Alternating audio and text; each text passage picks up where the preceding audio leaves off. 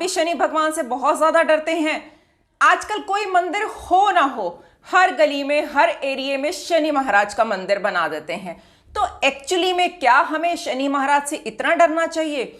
साढ़े साती के नाम से, ढैया के नाम से इतना लोग डरते हैं कि जैसे अब पता नहीं उनके जीवन में क्या ही होने वाला है। वैसे तो सभी जानते हैं कि 17 जनवरी 2023 यानी 17 जनवरी 2023 में मकर राशि को छोड़कर शनि भगवान अपनी कुंभ राशि में प्रवेश कर चुके हैं। तो आज मैं आपको बताने की कोशिश करूंगी कि शनि भगवान से बिल्कुल भी डरने की जरूरत नहीं है। सैटर्न एक्चुअली होता क्या है, क्या प्रिकॉशंस लेनी चाहिए, या हमें साढ़े साती ढैया के दौरान एक्चुअली करना क्यों चाहिए या क्या करना चाहिए, लोग इतने ज्यादा क्यों डरते हैं, क्या ऐसा रीजन है? क्या वाकई में शनि महाराज इतने भगवान भयानक हैं कि आप उनसे इतना डर जाएं कि लाइफ में मेंटली बिल्कुल ही अपने सब चीजों का आप आपा खो दें? तो आज मैं कोशिश करूंगी इस वीडियो से आपके सारे जो मिथ्स हैं उनको क्लियर कर सकूं और आपको छोटे छोटे उपायों द्वारा आपकी हेल्प कर सकूं। तो थोड़े से बात ये कर लेते हैं एक्चुअली में साढ़े साती होती क्या है। देखिए, जब भी आपकी चंद्र राशि से, देखिए साढ़े साती और ढैया हमेशा चंद्रमा की राशि से देखी जाती है। अब चंद्र राशि होती क्या है? जहां पर आपका मून प्लेस्ड है तो वो आपकी चंद्रमा की राशि होती है, आपका मून साइन होता है। साढ़े साती मैंने बताया आपको चंद्र राशि से देखी जाती है, तो ढैया भी चंद्र राशि से ही देखते हैं। जब भी आपकी हॉरोस्कोप में सैटर्न का 4th हाउस यानी कि चतुर्थ भाव या अष्टम भाव से ट्रांजिट हो रहा होगा तो इसका मतलब है आपकी ढैया स्टार्ट हो चुकी है। तो अब कौन सी राशियों पे ढैया समाप्त हो चुकी है, साढ़े साती समाप्त हो चुकी है, वो जानिए। तुला राशि और मिथुन राशि की ढैया समाप्त हो चुकी है। धनु राशि भी साढ़े साती वाले से मुक्त हो चुके हैं। मीन राशि की साढ़े साती प्रारंभ हो चुकी है। कुंभ राशि का सेकंड फेज है। मकर राशि वालों का लास्ट फेज चल रहा है। सबसे पहले आपको बताती हूं कि सैटर्न होता क्या है। देखिए, शनि जो कहा गया है, जितना भी शास्त्रों में वर्णन है, एक ही शब्द है, दंड अधिकारी। यदि आपके कर्म अच्छे हैं या आप अवेयर हैं कि हम किसी को हर्ट नहीं कर रहे मन कर्म वचन वाणी से, तो यकीन मानिए सैटर्न आपको कभी भी परेशान कर ही नहीं सकता। दूसरी चीज, placement of Saturn is most important. Reason being, ऐसा नहीं है शनि सबके लिए खराब रिजल्ट्स देगा। जितने भी वीनस के लगन है, मान लीजिए टॉरस है आपका, या लिब्रा असेंडेंट है, तुला है, वृषभ राशि है, इन लग्नों के लिए सैटर्न तो योग कारक प्लैनेट है, तो वो खराब कैसे हुआ? लेकिन जो चंद्रमा का लगन है, जैसे कि कैंसर असेंडेंट है, तो उसके लिए वो थोड़ा सैटर्न आपको परेशान कर सकता है। उदाहरण में देना चाहूंगी कि कुछ हॉरोस्कोप में साढ़े साती के चलते बिल्कुल भी डरने की जरूरत नहीं है। जैसे मैंने आपको बताया, placement of Saturn is most important. कुछ एग्जाम्पल्स चलो दे देती हूं आपको। धोनी की जगह अगर आप देखेंगे तो साढ़े साती, जब इंडिया ने वर्ल्ड कप जीता था तो उनकी साढ़े साती चल रही थी। कोहली के जब फादर एक्सपायर हुए थे तब उनको इंडिया टीम में जब चुनाव में खेलने का मौका मिला था तब भी उनकी साढ़े साती चल रही थी। तो बहुत सारे लोगों की साढ़े साती चल रही है, लेकिन वो चलती है, जीवन में अपनी ऊंचाइयों को प्राप्त करते हैं। देखिए, सैटर्न ही एक ऐसा प्लैनेट है जो आपको रंक से राजा बनाने की क्षमता रखता है, और यदि आपके कर्म खराब है तो वही आपके राजा से आपको कब रंक बना दे तो आप बिल्कुल भी जान नहीं पाएंगे। तो सिर्फ सैटर्न का एक सिंपल सा फंडा है, अपने आप पूरा अच्छे से अपने कर्मों पे अवेयर रहिए। किसी को आप जो लेबरर्स हैं, मेड्स हैं, सर्वेंट्स हैं, दे ऑल आर सैटर्न, या आपके जितने भी जॉब में जूनियर्स हैं वो भी सैटर्न ही है, आपकी जॉब। तो इन चीजों को अगर आप ध्यान रखेंगे तो सैटर्न आपका कुछ भी बिगाड़ने वाला नहीं है। इस चीज को आप बिल्कुल माइंड में बिठा लीजिएगा। ये सारी मिथ्स हैं कि ये हो जाएगा, वो हो जाएगा। ऑब्वियस सी बात है, मैं मान सकती हूं कि जब चंद्रमा के ऊपर से, जैसे कुंभ राशि पे आजकल सैटर्न ऊपर से ट्रांजिट कर रहा है, तो ऑब्वियसली ज्यादा आपको प्रभावित करेगा।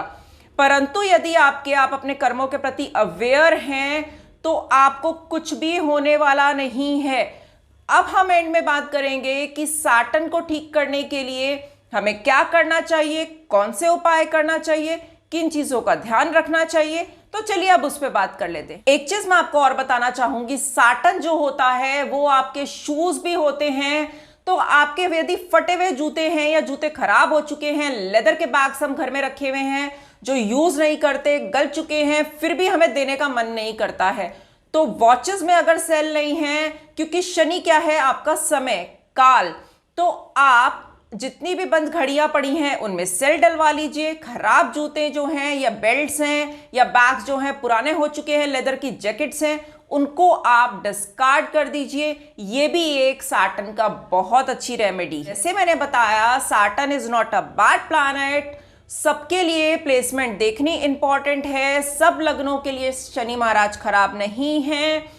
और मैंने आपको बताया कि शनि महाराज का यदि हम डिसिप्लिन में रहते हैं, अपने कर्मों के प्रति अवेयर रहते हैं, किसी को नाजायज परेशान नहीं करते, तो आपका कुछ भी खराब होने वाला नहीं है। तो अब मैं आपको उपायों के द्वारा आपको कुछ बताऊंगी कि आपको रिलीफ कैसे मिल सकता है। तो देखिए, जैसे मैंने आपको बताया, जितने भी लेबरर्स हैं, मेड्स हैं, सर्वेंट्स हैं, या आपके जितने भी अधीनस्थ कर्मचारी जो भी हैं, दे ऑल आर साटन। तो सबसे पहले जितने भी बॉस है, यदि वो मेरी वीडियो देख रहे हैं, तो अपने जूनियर्स को खराब या परेशान करना अननेसेसरली छोड़ दीजिए, वरना आप अपना साटन खराब करेंगे। आपकी नौकरी भी कहीं ना कहीं खतरे में आ सकती है, बिकॉज साटन जो होता है वो जॉब भी होता है। दूसरा उपाय मैं आपको बताना चाहूंगी, चंद्रमा का जो लगन है, कर्क लगन है, अवॉइड कीजिए ब्लैक कपड़े धारण करना एटलीस्ट ऑन सैटरडे। उसके बाद आप शनिवार के दिन, जैसे मैं आपको बता चुकी हूं, आप जो भी मेहनत करने वाले लोग होते हैं वो साटन का ही रूप होते हैं। तो आप कोई भी अपनी घर में तेल की वस्तुओं, तेल की चीज़ें बना सकते हैं, जैसे पकौड़े हो गए या कोई भी नमकीन चीज़ बनाकर आप, समोसे हो गए, अगर आप घर में नहीं बना सकते तो आप कोई भी उनको डोनेट करना स्टार्ट कर दीजिए, खिलाना स्टार्ट कर दीजिए। ब्लाइंड्स जो होते हैं, ब्लाइंड्स को खिलाना सबसे बेस्ट रेमेडी होती है साटन की। तो कभी भी आपको मौका मिले तो ब्लाइंड स्कूल मत जाकर यदि आप उनकी सेवा करते हैं या उनको खाना खिलाते हैं, तो वो बेस्ट रेमेडी है साटन की। सैटरडे को देखिए, आप कोई भी काली वस्तुओं का दान कर सकते हैं किसी भी नीडी को, जैसे काली उड़द की दाल, चाय पत्ती, या कोई भी आप काले चने, मस्टर्ड ऑयल, साटन की जो भी वस्तुएं हैं, या आप कुछ भी खरीदना नहीं चाहते तो घर में आप पकौड़े बना सकते हैं, समोसे, कुछ भी आप बनाकर आप खिला सकते हैं नीडी को। और जैसे मैंने आपको बताया कि अपने घर में जो भी मेड्स आती हैं उनको आप अच्छे से ट्रीट कीजिए, अननेसेसरली दुखी मत करिए। देखिए, मैं ये नहीं कह रही हूं कि अगर वो कोई गलती करें तो अब आप कहेंगे क्या हम डांटे नहीं, डांटिए, परंतु थोड़ा सा अननेसेसरली किसी को कष्ट मत दीजिए। उससे आपको कोई, आपका साटन, देखिए, मंदिर जाइए, मस्जिद जाइए, मुझे उससे कोई प्रॉब्लम नहीं है, लेकिन यदि आप अपने कर्मों के प्रति अवेयर नहीं रहते और अननेसेसरली किसी को आप परेशान करते हैं, तो आप अपना साटन खराब करते हैं।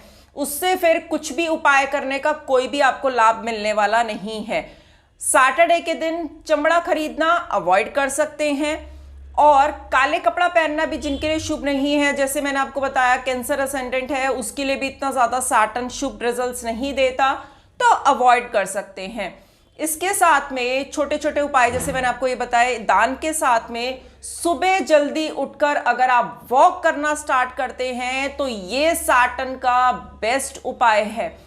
करके देखना, इतने ज्यादा पॉजिटिव रिजल्ट्स मिलेंगे, आपको बहुत ही ज्यादा राहत मिलेगी। मेडिटेशन करना स्टार्ट कर दीजिए, बहुत अच्छे रिजल्ट्स मिलते हैं इसके भी।